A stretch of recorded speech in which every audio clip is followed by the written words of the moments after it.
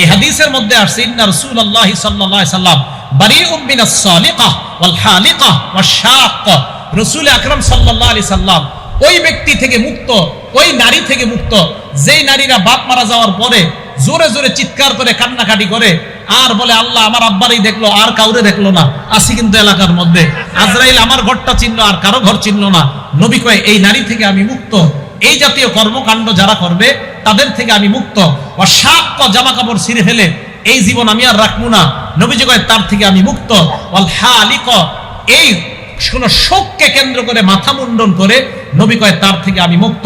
তাহলে আপনাদের কাছে জানতে চাই মুহররম মাসকে কেন্দ্র করে মাতম করা হালাল না হারাম? এটা করা যাবে না। আল্লাহ আমাদের সকলকে বেঁচে থাকার তৌফিক দান করেন।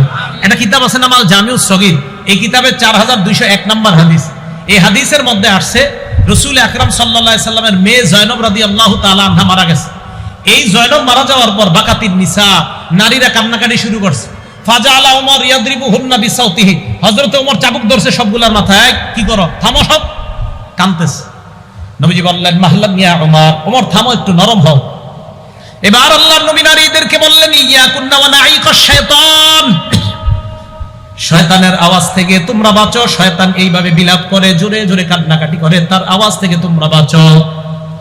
আল্লাহ নবী বললেন শোনো, মাহমা ইয়াকুনু মিনাল আইনি ওয়াল কলব, চোখের পানি যদি আসে আর অন্তর থেকে যদি চোখের পানি আসে ফামিনাল্লাহ ওয়া মিনার রাহমা, অটোমেটিক যদি চোখের পানি আসে কারো শোকে এটা আল্লাহর পক্ষ থেকে রহমত। অটোমেটিক যদি চোখের পানি আসে এটা আল্লাহর পক্ষ থেকে রহমত। এবার আল্লাহ নবী কি বলে আমার দিকে তাকান, ওয়া মাহমা ইয়াকুনু মিনাল লিসান, আর যদি জবান থেকে হয় ওয়াল ইয়াদি, এবং হাত থেকে দেখেন, জবান থেকে আর হাত থেকে দেখেন। জবানে বলে হায়, হাতে দিয়ে আঘাত করে হায় আঘাত, হায় আঘাত, জবান আর হাত, জবান আর হাত, শোকে জবান ব্যবহার হচ্ছে, হাত ব্যবহার হচ্ছে। নবীজি কয় ফামিনাশ শাইতান, এটা শয়তানের পক্ষ থেকে। জবান আর হাত ফামিনাশ শাইতান, নবী বলছেন এটা শয়তানের পক্ষ থেকে। এটা মিশকাতে পাবেন আপনার হাদিসটা, বাকি আল জামিউস সগীরের মধ্যে সনদ সহিহ আসছে, তাই আমি এটা বর্ণনা করলাম। বর্তমানে আবার সহির যুগ চলতেছে। কিসের যুগ? মাশাআল্লাহ, এই জন্য সহিগুলাই বলার চেষ্টা করতেছি। আর যাই হোক, রাসূল আকরাম সাল্লাল্লাহু আলাইহি সাল্লাম এই কথাটা বললেন। এটা হলো 9 নাম্বার কথা। 10 নাম্বার, কারো মৃত্যুতে আমাদের কি করণীয়? মনে রাখবেন, কারো মৃত্যুতে আমাদের কি করণীয়? এলাকার কেউ মারা যায় না, কারো মৃত্যুতে আমাদের 1 নাম্বার করণীয় বলেন ইন্না লিল্লাহি ওয়া ইন্না ইলাইহি রাজিউন, এটা পড়া। 2 নাম্বার করণীয় বুখারী শরীফের 1284 নাম্বার হাদিস থেকে একটা দোয়া শিখাবো, আজকে থেকে এটা পড়বেন। নবীজির কন্যা মানে নবীজির এক নাতি মারা যায়, মারা যাওয়ার পর মারা যাবে যাবে অবস্থা নবীর কন্যা আল্লাহ নবীর কাছে সংবাদ পাঠাইলেন, আব্বা ইন্না ইবনান লি কুবিজা, আব্বা আমার ছেলেটা মুমূর্ষু অবস্থায় আছে, মারা যাবে যাবে অবস্থা, আব্বা মেহেরবানি করে আমাদের বাসায় একটু আসেন। বুখারীর বর্ণনা। নবীজি জবাব পাঠায়া দিলেন, যাও যাও আমার কন্যাকে সালাম দিবা, সালাম দিয়ে বলবা, পড়েন ইন্না লিল্লাহ, ইন্না টান দিয়ে না, বলেন ইন্না লিল্লাহ মা আখাযা ওয়া লাহু মা আ'তা, আবার ইন্না লিল্লাহ মা আখাযা, যেটা নিয়ে যায় এটাও আল্লাহর, বলেন যেটা রেখে দেয় এটাও আল্লাহর। তো নবীজি শিখিয়ে দিলেন ইন্না লিল্লাহি মা আখাযা, যেটা নিয়ে গেছে আল্লাহ এটাও আল্লাহ, ওয়া লাহু মা আ'তা, যেটা আল্লাহ রেখে দেয় এটাও আল্লাহ। আপনার 4 সন্তানের 3টা যদি নিয়ে যায় এটাও আল্লাহ, 2টা রেখে দিছে এটাও আল্লাহ, এটাও কার? আল্লাহ। ওয়া কুল্লু শাইইন ইনদাহু বিআজালিম মুসাম্মা, আল্লাহর কাছে প্রত্যেকটা জিনিসের একটা নির্ধারিত সময় আছে, ওই সময় আসলে তোমার সন্তান চলে যাবে, এটা আল্লাহর ফয়সালা। তো নবীজি বললেন আমার মেয়েকে বলবা ফাল তাসবির ওয়াল তাহতাসিব, আমার মেয়ে যেন ধৈর্য ধারণ করে এবং সওয়াবের আশা করে। তাহলে কেউ মারা গেলে 1 নাম্বার আমরা ইন্না লিল্লাহি ওয়া ইন্না ইলাইহি রাজিউন পড়া। 2 নাম্বার কেউ মারা গেলে আমরা বলা ইন্না লিল্লাহি মা আখাযা ওয়া লাহু মা আ'তা ওয়া কুল্লু শাইইন ইনদাহু বিআজালিম মুসাম্মা, যদি পারেন আর কি এটা পড়া। তাহলে 9 নম্বরে বর্জনীয়গুলা সব শেষ করি নাই তো। বর্জনীয় 1 নাম্বার ছিল আপনার তাজিয়া মিছিল করা, এই নজরানা পেশ করা। 2 নাম্বার মুরসিয়া, 3 নাম্বার ওই মাতম করা। 4 নাম্বারটা বলি নাই তো। 4 নাম্বার হলো আপনার ওই দিনকে কেন্দ্র করে কোনো মান্নত ইত্যাদি কি করে আল্লাহ জানে, এগুলা করে খিচুড়ি পাকাবে, এগুলো আপনার বাসায় পাঠাবে, আপনি খাবেন না। 5 নাম্বার ওই দিন এই মনে করে পানি পান করায় অন্যকে, যে হারে কারবালার প্রান্তরে নবীর নাতি এবং তার সাথীদেরকে পানি দেয় নাই, তাই এই দুঃখে শোকাহত হয়ে ওই দিন পিপাসার্থকে পানি পান করায়। কেন এখন আমারে করান? আজকে এই যে এরা যারা আছে এদেরকে শরবত খাওয়ান আপনি, ওই দিন কেন পান করান? ওই দিনকে কেন্দ্র করে পানি পান করানো, এটা ভাই এটা কুসংস্কার হয়ে যাবে, এটা ঠিক হবে না ওই দিনকে কেন্দ্র করা। 6 নাম্বার, বাচ্চাদেরকে সন্তানদেরকে খালি পায়ে রাস্তায় ছেড়ে দেওয়া বরকতের আশায়, আল্লাহ জানে এটা কোত্থেকে আসছে নিয়ম। 7 নাম্বার, এই দিন কেন্দ্র করে ঢোল তবলা ইত্যাদি 1 থেকে 10ই মুহররম পর্যন্ত পিটানো হয়, এটা নিষেধ, এটা জায়েজ নাই। একটা হাদিস মনে রাখবেন সারা জীবন, নাসিরউদ্দিন আলবানী রহমতুল্লাহ আলাইহি আনছে হাদিসটা, আর সিলসিলাতুস সহিহা 427 নম্বর হাদিস। এই হাদিসের মধ্যে আসছে রাসূল আকরাম সাল্লাল্লাহু আলাইহি সাল্লাম বলেন, সাউতানে মালউনান, বাংলাটা আমার সাথে বলেন, বলেন দুটি আওয়াজ অভিশপ্ত, আবার বলেন দুটি আওয়াজ অভিশপ্ত। এবার 1 নাম্বার বলি, বাংলাটা পরে বলবেন। 1 নাম্বার, সাউতু মিজমারিন ইনদা নি'মা, বলেন কোন খুশিতে বলেন কোন খুশিতে বাদ্যযন্ত্রের আওয়াজ। তাহলে বিয়ের পার্টিতে ঢোল তবলা ডেক সেট বাজানো, গায়ে হলুদের পার্টিতে ডেক সেট বাজানো, এই আনন্দে এটা বাজানো মানে শয়তানের আওয়াজ, অভিশপ্ত আওয়াজ আপনার বাসায় চলতেছে, আর এই অভিশপ্ত আওয়াজের মাধ্যমে আপনার মেয়েটাকে আরেকজনের হাতে তুলে দিবেন, এটা অভিশপ্ত আওয়াজ। আপনার বাসায় বিয়েকে কেন্দ্র করে যে ডেক সেট চলে, ক্যাসেট চলে, এটা অভিশপ্ত আওয়াজ। তাহলে একটা পাইলাম। 2, ওয়াসাউতু ওয়াইলিন ইনদা মুসিবা, বিপদের সময় ধ্বংসাত্মক আওয়াজ করা, বিপদের সময় ধ্বংসাত্মক কোন আওয়াজ করা। ইমাম হুসাইন রাদিয়াল্লাহু তাআলা আনহুর শাহাদাত নিঃসন্দেহে আমাদের জন্য কষ্টকর, কোনো সন্দেহ নাই। হুসাইন রাদিয়াল্লাহু তাআলা আনহুর শাহাদাত নিঃসন্দেহে আমাদের জন্য কষ্টকর। আলী রাদিয়াল্লাহু তাআলা আনহুর শাহাদাত আমাদের জন্য কষ্টকর। ওমর ফারুক রাদিয়াল্লাহু তাআলা আনহুর শাহাদাত আমাদের জন্য কষ্টকর। হযরত ওসমান গনির শাহাদাত আমাদের জন্য কষ্টকর। হযরতে হামজার শাহাদাত আমাদের জন্য কষ্টকর। রাসূল আকরাম সাল্লাল্লাহু আলাইহি সাল্লামের সাহাবা হযরত খুবাইবকে যেইভাবে শহীদ করা হয়েছে, ছুরিবিদ্ধ করে, আপনার একের পর এক শরীরের মধ্যে কাটা বিদ্ধ করে, ওই টাইমে বলেছিল তোমাকে যদি এই জায়গায় রাখা হয়, মুহাম্মদ সাল্লাল্লাহু আলাইহি সাল্লামকে তোমার জায়গায় রাখা হয়, আর তোমাকে মুক্ত করে দেওয়া হয়, তাহলে তুমি কি মনে করো? সহিহ বুখারীর বর্ণনা 3045 নম্বর হাদিস খোলেন, লম্বা হাদিসে খুবাইবের শহীদের কথা আসছে শেষের দিকে। হযরতে খুবাইবের শাহাদাত পড়েন, হযরত হুসাইনের চেয়ে কোনো অংশে কম ছিল না এই শাহাদাতের ভয়াবহতা। হযরতে আসিম ইবনে সাবেতের শহীদ হওয়ার কথা বলেন, কোনো অংশে কম ছিল না। হযরতে আলীকে যেইভাবে শহীদ করা হয়েছে ভয়ঙ্কর প্রচন্ডভাবে, কোন অংশে শাহাদাতের অবস্থা ভয়ঙ্কর কম ছিল না। হযরতে হামজাকে যেইভাবে শহীদ করার পর হিন্দা হযরতে হামজা গোস্ত মুখের মধ্যে নিয়ে চাবিয়েছে, এই শাহাদাত ওটার চেয়ে কোনো অংশে কম ছিল না।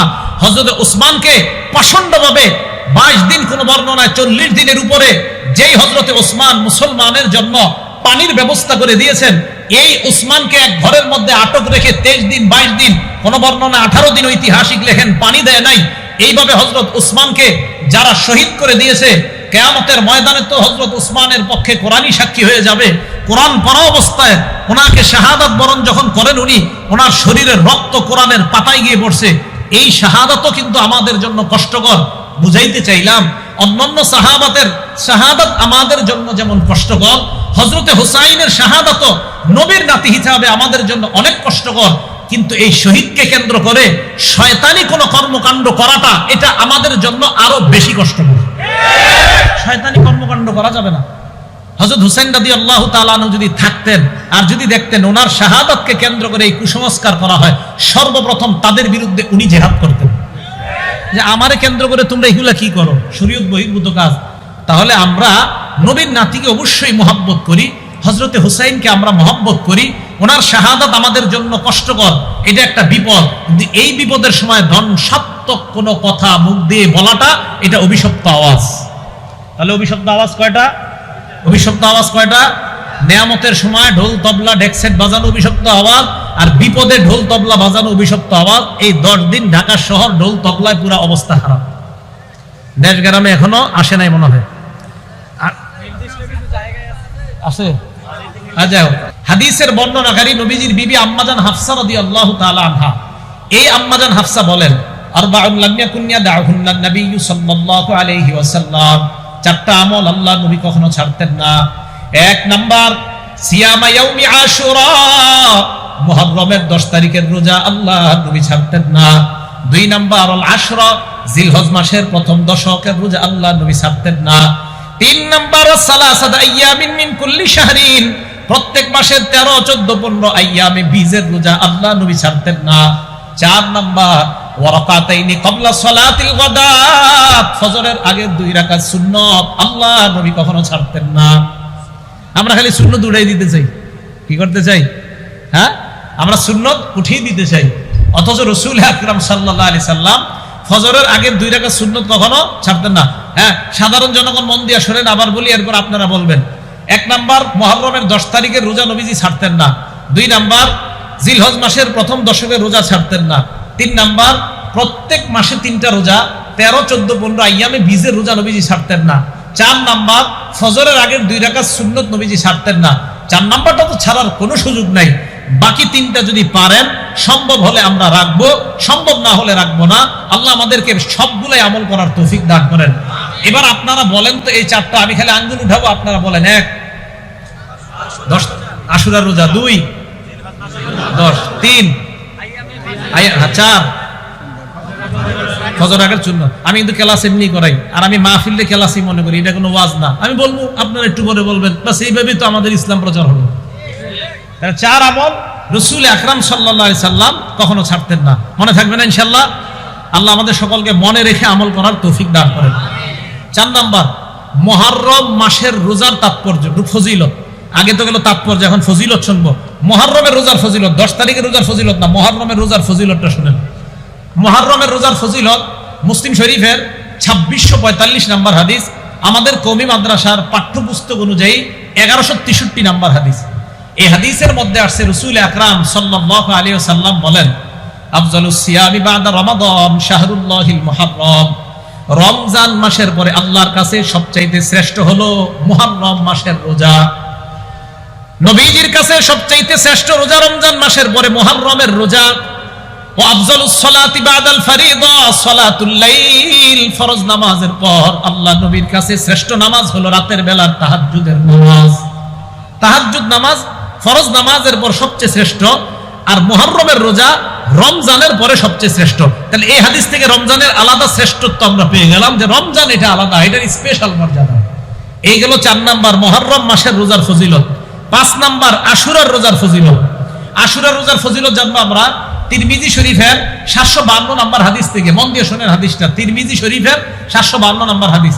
এই হাদিসের বর্ণনাকারী আবু কাতাদা রাদিয়াল্লাহু তাআলা, আবু কাতাদা রাদিয়াল্লাহু তাআলা আনহু বলেন, ক্বালা রাসূলুল্লাহ সাল্লাল্লাহু আলাইহি ওয়াসাল্লাম, আল্লাহ নবী বলেন, সিয়ামু ইয়াউমি আশুরা ইন্নী আহতাসিবু আলাল্লাহ আইয়ুকাফিরাস সানাতাল্লাতী ক্বাবলা। আল্লাহর নবী বলেন, 10ই মুহররম তোমাদের কেউ যদি রোজা রাখো, আমি নবী আশা করি তার আগের 1 বছরের গুনাহ আল্লাহ মাফ করে দেয়। আশুরা রোজা রাখলে আগের 1 বছরের গুনাহ মাফ। এবার আপনাদের মধ্যে সাধারণ জনগণের মধ্যে একজন বলেন তো, কোন রোজা রাখলে আগের 1 বছরের গুনাহ মাফ হয় আর পরের 1 বছরের গুনাহ মাফ হয়? আলেম ছাড়া অন্যরা বলেন, দেখি কি পারে, বলেন। মাশাআল্লাহ, আরাফার রোজা। কোন রোজা? মাশাআল্লাহ মাশাআল্লাহ, আরাফার রোজা। আরাফার রোজা রাখলে নবীজি সাল্লাল্লাহু আলাইহি সাল্লাম বলেন, আইয়ুকাফিরাস সানাতাল্লাতী ক্বাবলা ওয়াল্লাতী বাদা। 9 জিলহজের রোজা যদি কেউ রাখে, আগের 1 বছর পরের 1 বছরের গুনাহ মাফ। আর 10ই মুহররমের রোজা যদি কেউ রাখে, আগের 1 বছরের গুনাহ মাফ। এগুলো 5 নাম্বার 10ই মুহররম রোজা রাখার ফজিলত। 6 নাম্বার 10ই মুহররম আমাদের করণীয় কি, আমরা কি করব? ভালো করে মনে রাখবেন, 10ই মুহররম আমাদের মূল 2 কাজ। বলেন তো কয় কাজ? 1 নাম্বার রোজা অবস্থায় কাটানো, 2 নাম্বার তওবা করা। বলেন, 1 নাম্বার 2 নাম্বার তওবা করা। প্রথমে রোজা অবস্থায় কাটানোর দলিল, এরপরে আমরা তওবার দলিলটা নেই। প্রথমে রোজা অবস্থায় কাটানোর দলিল সহিহ বুখারী হাদিস নাম্বার 2006 নাম্বার হাদিস, আব্দুল্লাহ ইবনে আব্বাস রাদিয়াল্লাহু তাআলা আনহুমার বর্ণনা।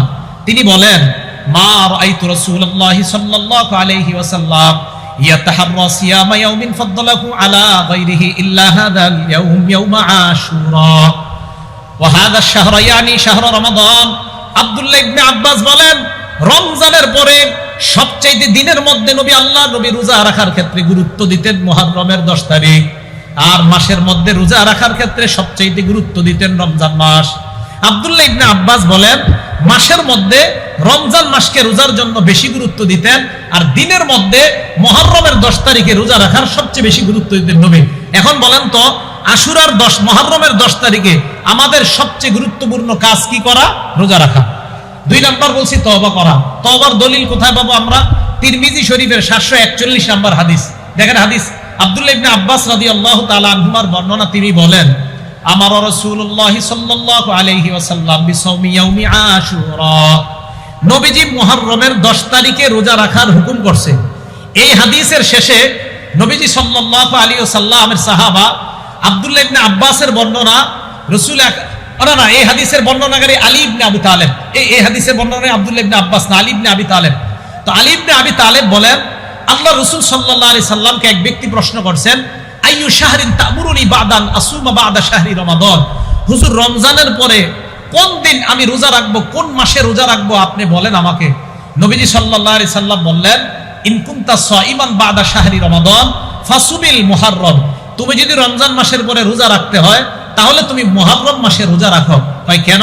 কয় মুহররম মাসে এমন একটা দিন আছে যেই দিনে তাবাল্লাহু ফীহি আলা কওমিন, এক সম্প্রদায়ের তওবা আল্লাহ কবুল করেছেন, ওয়া ইয়াতুবু ফীহি আলা কওমিন আখারিন, কিয়ামত পর্যন্ত অন্যান্যদের তওবাও আল্লাহ কবুল করবেন। তাহলে আমাদের দ্বিতীয় কাজ পেয়ে গেলাম, মুহররমের 10 তারিখে আমরা তওবা করব।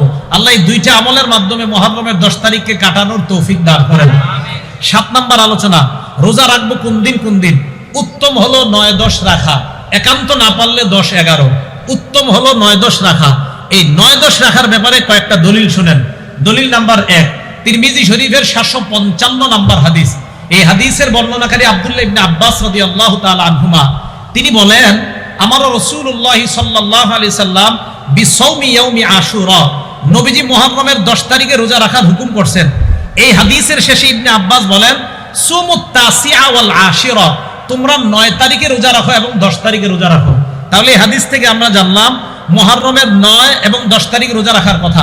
আচ্ছা, আরেকটু সুন্দরভাবে আমরা জানি হাদিসটা মুসলিম শরীফের হাদিস নাম্বার 2655 নাম্বার হাদিস, 2556 নাম্বার হাদিস, আরেকটা হলো 2557 নাম্বার হাদিস। আর আমাদের মাদ্রাসার পাঠ্যপুস্তক অনুযায়ী 1134 নাম্বার হাদিস এবং 1135 নাম্বার হাদিস আমাদের মাদ্রাসার যে সিলেবাস। নবীজি সাল্লাল্লাহু আলাইহি সাল্লাম কি বলে দেখেন। নবীজি সাহাবাদেরকে বললেন মুহররমের 10 তারিখে রোজা রাখতে। সাহাবারা বললেন, ইয়া রাসূলুল্লাহ, এই যে মুহররমের 10 তারিখে আমাদেরকে আপনি রোজা রাখতে বললেন, এই দিনটাকে তুআজ্জিমুহুল ইয়াহুদু ওয়ান নাসারা, ইহুদি খ্রিস্টানরা সম্মান করে। নবীজি বললেন, তাই নাকি? কয় হ্যাঁ। নবীজি বললেন, ঠিক আছে, ফাইদা কানাল আমুল মুকবিল, আগামী বছর যখন হবে মুহররমের মাস, সুন্নাল ইয়াউমাত তাসিয়া, আমরা 9 তারিখেও রোজা রাখবো। সুবহানাল্লাহ। তাহলে এই হাদিস থেকে বোঝা যায় 9 এবং 10 তারিখে রোজা রাখার কথা। আল্লাহর কি কুদরত, ওয়ালাম ইয়াতিল আমুল মুকবিল হাত্তা তুওয়াফিয়া রাসূলুল্লাহ, আগামী বছর আসার আগে নবীজি দুনিয়া থেকে বিদায় নিয়েছেন, মারা গেছেন, ইন্তেকাল করছেন। এখন হাদিস থেকে কি বোঝা যায়? নবীজির আগ্রহ 9 এবং 10 তারিখ। পরের হাদিসটা আরো স্পষ্ট হয়। নবীজি বলেন, লা ইন বাকিতু ইলা কাবিল, আমি যদি আগামী বছর বেঁচে থাকি, লা আসুমান্নাত তাসিআ, অবশ্যই আমি 9 মুহররম রোজা রাখবো। তাহলে 9 এবং 10 তারিখের গুরুত্ব আমরা পাইলাম। ইহুদিদের বিরোধিতা করব কিভাবে? 9 তারিখে রোজা রাখবো এবং 10 তারিখে। প্রশ্ন হলো, হুজুর 10-11 যে রোজা রাখতে বললেন, এটার কোনো দলিল আছে কিনা? হ্যাঁ, এটারও দলিল আছে। সহিহ ইবনে খুজাইমা হাদিসের কিতাবের নাম 3 নাম্বার খণ্ড 506 নাম্বার পৃষ্ঠা। হাদিসের বর্ণনাকারী আব্দুল্লাহ ইবনে আব্বাস রাদিয়াল্লাহু তাআলা আনহুমা, এই আব্দুল্লাহ ইবনে আব্বাস রাদিয়াল্লাহু তাআলা আনহুমা বলেন, সুমু ইয়াউমা আশুরা, তোমরা মুহররমের 10 তারিখে রোজা রাখো। সুমু ক্বাবলাহু ইয়াওমান ওয়া বা'দাহু ইয়াওমান, পারলে আগে একদিন রোজা রাখো, না পারলে পরে একদিন রোজা রাখো। অন্য নুসখায় আছে আও বা'দাহু ইয়াওমান, যদি পারো 9-10 রাখো, আর যদি না পারো 10-11 রাখো। তাহলে বলেন তো গুরুত্ব কোনটা? 9 এবং 10। আবার গুরুত্ব কোনটা? 9 এবং 10। না পারলে 10 এবং 11। মনে থাকবে তো ইনশাআল্লাহ? আল্লাহ আমাদের সকলকে 9-10 এই 2 দিন যেন আমরা রোজা রাখতে পারি, আল্লাহ তৌফিক দান করেন। 8 নাম্বার কথা, মুহররমের 10 তারিখে রোজা রাখা কি? হুকুম হলো মুহররমের 10 তারিখে রোজা রাখা মুস্তাহাব। বলেন, মুহররমের 10 তারিখে রোজা রাখা কি? দলিল মুসলিম শরীফের 2532 নাম্বার হাদিস। মোট হাদিস সংখ্যা হবে 7453টা। এই হাদিসের বর্ণনাকারী আব্দুল্লাহ ইবনে ওমর রাদিয়াল্লাহু তাআলা আনহুমা, আব্দুল্লাহ ইবনে ওমর রাদিয়াল্লাহু তাআলা আনহুমা বলেন, জাহিলি যুগের মানুষ মুহররমের 10 তারিখে রোজা রাখতো। ওয়া সামা রাসূলুল্লাহ, নবীও রোজা রাখতেন। ওয়াল মুসলিমুনা, মুসলমানরাও রোজা রাখতেন মুহররমের 10 তারিখে। ক্বাবলা আইয়ুফতারাদ রমাদান, রমজানের রোজা ফরজ হওয়ার আগে। আব্দুল্লাহ ইবনে ওমর বলেন ফালাম্মা ফতুরিদ রমাদান, রমজানের রোজা যখন ফরজ হয় আল্লাহ নবী বললেন ফামান শাআ সামা ওয়া মান শাআ তারাকা। রমজানের রোজা ফরজ হওয়ার পর আল্লাহ নবী বললেন কেউ মন চাইলে এখন তোমরা মুহররমের 10 তারিখের রোজা রাখতে পারো, কার মন চাইলে তোমরা না রাখতে পারো। তাহলে রমজানের রোজা ফরজ হওয়ার আগে আল্লাহর নবী আবশ্যকীয়ভাবে সাহাবাদেরকে মুহররমের 10 তারিখের রোজা রাখাইতেন। আর যখন রমজানের রোজা ফরজ হয়ে যায় নবী বললেন কেউ চাইলে তোমরা 10 তারিখে রোজা রাখতে পারো, না চাইলে তোমরা রাখতে নাও পারো, কোনো সমস্যা নাই। এই হাদিস থেকে বুঝলাম মুহররমের 10 তারিখে রোজা রাখা মুস্তাহাব। 9 নাম্বার কথা, মুহররমের দিন বর্জনীয়, ভালো করে মনে রাখবেন 7টা বর্জনীয়। বলেন কয়টা? 1 নাম্বার তাজিয়া মিছিল বের করা। তাজিয়া একটা কবরের মতো বানায়া এটার এলাকা এলাকায় ঘুরানো, এটার সামনে নজরানা পেশ করা। এই নজরানা আপনারা খাবেন না। 2 নাম্বার একটা ঘরকে কেন্দ্র করে মুরসিয়া পাঠ করা, এগুলার মধ্যে অনেক কুসংস্কার হয়, এই অনুষ্ঠানে যাবেন না। 3 নাম্বার বিলাপ করা, বিলাপ করা নিষেধ। সহিহ বুখারী হাদিস নাম্বার 1298 নাম্বার হাদিস, ইবনে মাজাহ হাদিস নাম্বার 1584 নাম্বার হাদিস। রাসূল আকরাম সাল্লাল্লাহু আলাইহি সাল্লাম বলেন লাইসা মিন্না মান দারাবাল খুদুদ ওয়া শাক্কাল জুয়ুব ওয়া দাআ বিদাওয়াল জাহিলিয়া। ওই ব্যক্তি আমার উম্মতের অন্তর্ভুক্ত না যে ব্যক্তি শরীরে আঘাত করে, যে ব্যক্তি জামা কাপড় টেনে ছিঁড়ে ফেলে, যে ব্যক্তি জাহিলি যুগের মতো মাতম করে। বলেন তো মুহররম মাসকে কেন্দ্র করে একদল মানুষ তারা না বুঝে নিজেদের শরীর রক্তাক্ত করে কিনা? রাসূল আকরাম সাল্লাল্লাহু আলাইহি সাল্লাম বললেন তারা আমার উম্মতের অন্তর্ভুক্ত না। জানেন আশ্চর্য একটা হাদিস, সহিহ বুখারী হাদিস নাম্বার 1296 নাম্বার হাদিস। এই হাদিসের মধ্যে আসছে ইন্না রাসূলুল্লাহ সাল্লাল্লাহু আলাইহি সাল্লাম বারিউম মিনাস সালিকাহ ওয়াল হালিকাহ ওয়াশ শাক্কা। রাসূল আকরাম সাল্লাল্লাহু আলাইহি সাল্লাম ওই ব্যক্তি থেকে মুক্ত, ওই নারী থেকে মুক্ত যেই নারীরা বাপ মারা যাওয়ার পরে জোরে জোরে চিৎকার করে কান্নাকাটি করে আর বলে আল্লাহ আমার আব্বারই দেখলো আর কাউরে দেখলো না। আসি কিন্তু এলাকার মধ্যে আজরাইল আমার ঘরটা চিনলো আর কারো ঘর চিনলো না। নবী কয় এই নারী থেকে আমি মুক্ত, এই জাতীয় কর্মকাণ্ড যারা করবে তাদের থেকে আমি মুক্ত। শাক্ক জামা কাপড় ছিঁড়ে ফেলে এই জীবন আমি আর রাখবো না, নবীজি কয় তার থেকে আমি মুক্ত। ওয়াল হালিক, এই কোন শোককে কেন্দ্র করে মাথা মুন্ডন করে নবী কয় তার থেকে আমি মুক্ত। তাহলে আপনাদের কাছে জানতে চাই মুহররম মাসকে কেন্দ্র করে মাতম করা হালাল না হারাম? এটা করা যাবে না। আল্লাহ আমাদের সকলকে বেঁচে থাকার তৌফিক দান করেন। একটা কিতাব আছে নাম আল জামিউস সগীর, এই কিতাবের 4201 নাম্বার হাদিস। এই হাদিসের মধ্যে আসছে রাসূল আকরাম সাল্লাল্লাহু আলাইহি সাল্লামের মেয়ে জয়নব রাদিয়াল্লাহু তাআলা আনহা মারা গেছে। এই জয়নব মারা যাওয়ার পর বাকাতিন নিসা, নারীরা কান্নাকাটি শুরু করছে। ফাজাআলা উমর ইয়াদরিবুহুন্না বিসাউতিহি, হযরত ওমর চাবুক ধরছে সবগুলোর মাথায়, কি করো, থামো, সব কাঁদতেছে। নবীজি বললেন মাহলাম ইয়া উমর, ওমর থামো, একটু নরম হও। এবার আল্লাহর নবী নারীদেরকে বললেন ইয়াকুন্না ওয়া নাঈকাশ শাইতান, শয়তানের আওয়াজ থেকে তোমরা বাঁচো। শয়তান এইভাবে বিলাপ করে, জোরে জোরে কান্নাকাটি করে, তার আওয়াজ থেকে তোমরা বাঁচো। আল্লাহ নবী বললেন শোনো, মাহমা ইয়াকুনু মিনাল আইনি ওয়াল কলব, চোখের পানি যদি আসে আর অন্তর থেকে যদি চোখের পানি আসে ফামিনাল্লাহ ওয়া মিনার রাহমা, অটোমেটিক যদি চোখের পানি আসে কারো শোকে এটা আল্লাহর পক্ষ থেকে রহমত। অটোমেটিক যদি চোখের পানি আসে এটা আল্লাহর পক্ষ থেকে রহমত।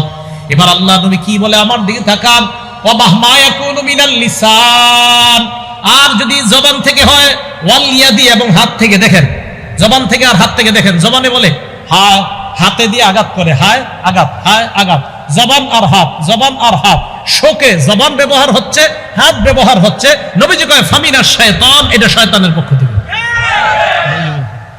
জবান আর হাত ফামিনাশ শাইতান, নবী বলছেন এটা শয়তানের পক্ষ থেকে। এটা মিশকাতে পাবেন আপনার হাদিসটা, বাকি আল জামিউস সগীরের মধ্যে সনদ সহিহ আসছে, তাই আমি এটা বর্ণনা করলাম। বর্তমানে আবার সহির যুগ চলতেছে। কিসের যুগ? মাশাআল্লাহ, এই জন্য সহিগুলাই বলার চেষ্টা করতেছি। আর যাই হোক, রাসূল আকরাম সাল্লাল্লাহু আলাইহি সাল্লাম এই কথাটা বললেন। এটা হলো 9 নাম্বার কথা। 10 নাম্বার, কারো মৃত্যুতে আমাদের কি করণীয়? মনে রাখবেন, কারো মৃত্যুতে আমাদের কি করণীয়? এলাকার কেউ মারা যায় না, কারো মৃত্যুতে আমাদের 1 নাম্বার করণীয়, বলেন ইন্না লিল্লাহি ওয়া ইন্না ইলাইহি রাজিউন, এটা পড়া। 2 নাম্বার করণীয়, বুখারী শরীফের 1284 নাম্বার হাদিস থেকে একটা দোয়া শিখাবো, আজকে থেকে এটা পড়বেন। নবীজির কন্যা মানে নবীজির এক নাতি মারা যায়, মারা যাওয়ার পর মারা যাবে যাবে অবস্থা নবীর কন্যা আল্লাহ নবীর কাছে সংবাদ পাঠাইলেন, আব্বা ইন্না ইবনান লি কুবিজ, আব্বা আমার ছেলেটা মুমূর্ষু অবস্থায় আছে, মারা যাবে যাবে অবস্থা, আব্বা মেহেরবানি করে আমাদের বাসায় একটু আসেন। বুখারীর বর্ণনা। নবীজি জবাব পাঠায়া দিলেন, যাও যাও আমার কন্যাকে সালাম দিবা, সালাম দিয়ে বলবা। পড়েন ইন্না লিল্লাহ, ইন্না টান দিয়ে না, বলেন ইন্না লিল্লাহ মা আখাযা ওয়া লাহু মা আ'তা। আবার ইন্না লিল্লাহ মা আখাযা, যেটা নিয়ে যায় এটাও আল্লাহর, বলেন যেটা রেখে দেয় এটাও আল্লাহর।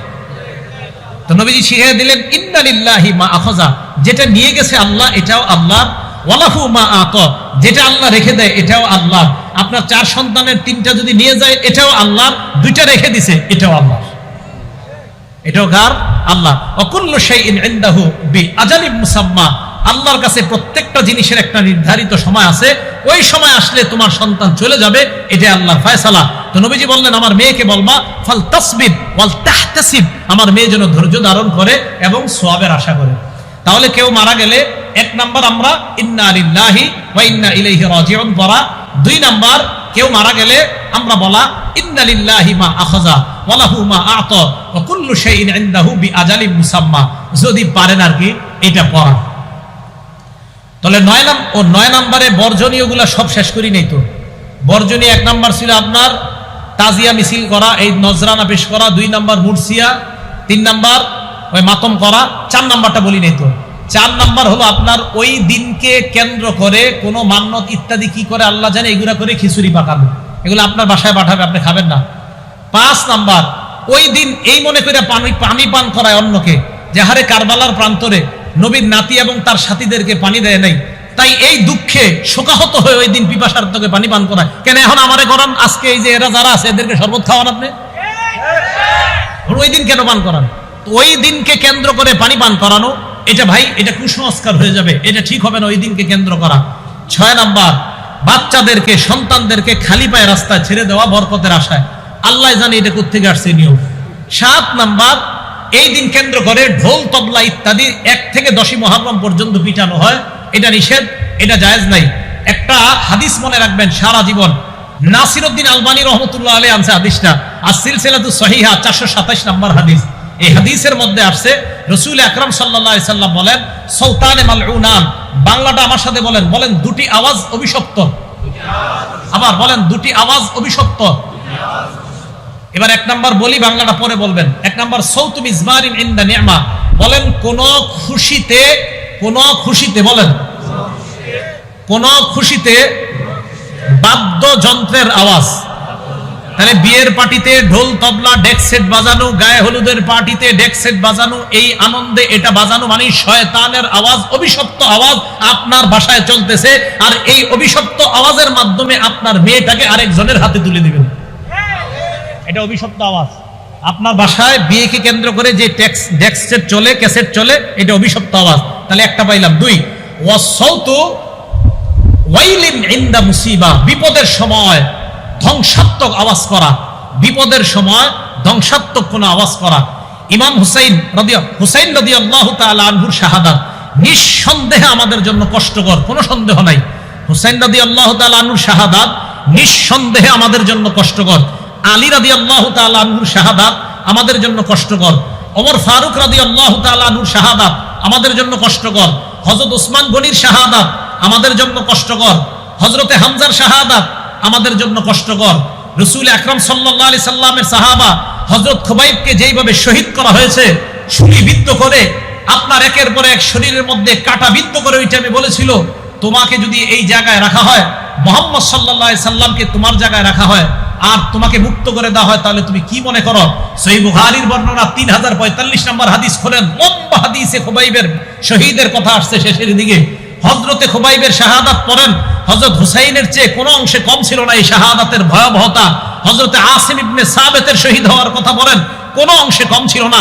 হযরতে আলীকে যেইভাবে শহীদ করা হয়েছে ভয়ঙ্কর প্রচন্ডভাবে, কোন অংশে শাহাদাতের অবস্থা ভয়ঙ্কর কম ছিল না। হযরতে হামজাকে যেইভাবে শহীদ করার পর হিন্দা হযরতে হামজা গোস্ত মুখের মধ্যে নিয়ে চাবিয়েছে, এই শাহাদাত ওটার চেয়ে কোনো অংশে কম ছিল না। হযরতে ওসমানকে প্রচন্ডভাবে 22 দিন, কোন বর্ণনায় 40 দিনের উপরে, যেই হযরতে ওসমান মুসলমানের জন্য পানির ব্যবস্থা করে দিয়েছেন। এই উসমানকে এক ঘরের মধ্যে আটক রেখে 23 দিন 22 দিন, কোন বর্ণনা 18 দিন ঐতিহাসিক লেখেন, পানি দেয় নাই। এইভাবে হযরত উসমানকে যারা শহীদ করে দিয়েছে, কিয়ামতের ময়দানে তো হযরত উসমানের পক্ষে কোরআনই সাক্ষী হয়ে যাবে। কোরআন পড়া অবস্থায় ওনাকে শাহাদাত বরণ যখন করেন উনি, ওনার শরীরের রক্ত কোরআনের পাতায় গিয়ে পড়ছে। এই শাহাদাতও কিন্তু আমাদের জন্য কষ্টকর। বুঝাইতে চাইলাম, অন্যান্য সাহাবাতের শাহাদাত আমাদের জন্য যেমন কষ্টকর, হযরতে হুসাইনের শাহাদাতও নবীর নাতি হিসাবে আমাদের জন্য অনেক কষ্টকর। কিন্তু এই শহীদকে কেন্দ্র করে শয়তানি কোন কর্মকাণ্ড করাটা, এটা আমাদের জন্য আরো বেশি কষ্টকর। শয়তানি কর্মকাণ্ড করা যাবে না।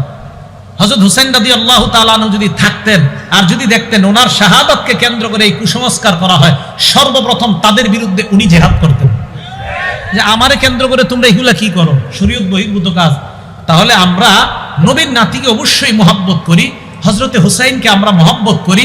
ওনার শাহাদাত আমাদের জন্য কষ্টকর, এটা একটা বিপদ। কিন্তু এই বিপদের সময় ধ্বংসাত্মক কোনো কথা মুখ দিয়ে বলাটা, এটা অভিশপ্ত আওয়াজ। তাহলে অভিশপ্ত আওয়াজ কয়টা? অভিশপ্ত আওয়াজ কয়টা? নেয়ামতের সময় ঢোল তবলা ডেকসেট বাজানো অভিশপ্ত আওয়াজ, আর বিপদে ঢোল তবলা বাজানো অভিশপ্ত আওয়াজ। এই 10 দিন ঢাকা শহর ঢোল তবলায় পুরো অবস্থা খারাপ। দেশ গ্রামে এখনো আসে নাই মনে হয়, আছে। যাই হোক, তাহলে এই হলো আপনার 7টা কাজ বর্জনীয়। তো 10 নম্বর আলোচনা কিন্তু করে ফেলছি। 9 নম্বরটা করার একটু মাঝখানে 10 নম্বর করছি, ওই যে আমরা কারো মৃত্যুতে কি করব। 11 নম্বর আলোচনাটা, এটা আপনারা সবাই একটু মুখস্থ করতে হবে আমার সাথে। আমাদের নবীজি দুনিয়া থেকে বিদায় নিলেন। নবীজি বিদায় নেওয়ার 50 বছর পর হুসাইন রাদিয়াল্লাহু তাআলা 61 হিজরির 10ই মুহররম শহীদ হয়।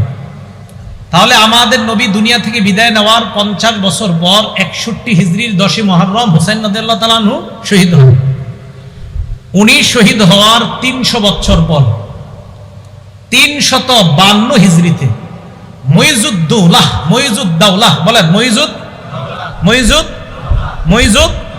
এই মুইজুদ্দৌলা নামক ব্যক্তি 352 হিজরিতে সর্বপ্রথম ইরাকের বাগদাদে 10ই মুহররমের এই মাতমের প্রথা চালু করেন। নাম কি? কত হিজরিতে? না, সবাই কইতে হবে কত হিজরি।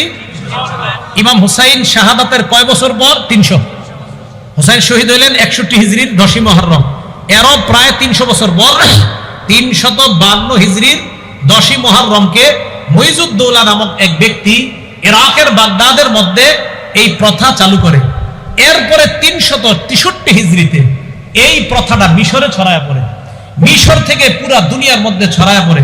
এখন আপনাদের কাছে আমি জিজ্ঞাসা করতে চাই, 10ই মুহররম যে ইত্যাদি বিভিন্ন কাজগুলা করা হয়, বলেন তো কত হিজরি থেকে? 300। কে শুরু করছে? কোন এলাকায়? বাগদাদে। এরপরে এটা কোথায় গেছে? মিশর। এরপর সারা দুনিয়াতে। এই কথাগুলো আমাদের কিতাবে আছে, মানে আমরা যারা কিতাব পড়ি, আমাদের মতো আলেম যারা, তারা লেখছে। মানে আপনার আল বিদায়া ওয়ান নিহায়ার লেখক লেখছে, আল্লামা ইবনে আসির লেখছে, তো বলবে এটি হুজুর তোমরা বানায় লেখছো। এখন কথা হলো শিয়া ভাইদের কিতাবে কি আছে দেখি। কাদের কিতাবে? এক শিয়ার লেখকের নাম সৈয়দ আমির আলী। বলেন কি নাম? উনি কি শিয়া? এই লেখক উনি কি? সাবধান, কাউকে আপনারা আঘাত করে কথা বলবেন না, শিয়া ভাইদেরকেও মহব্বতের সাথে বুঝাইবেন। সৈয়দ আমির আলী উনি কি ছিলেন? একজন স্পিরিট অফ ইসলাম। বলেন কি নাম?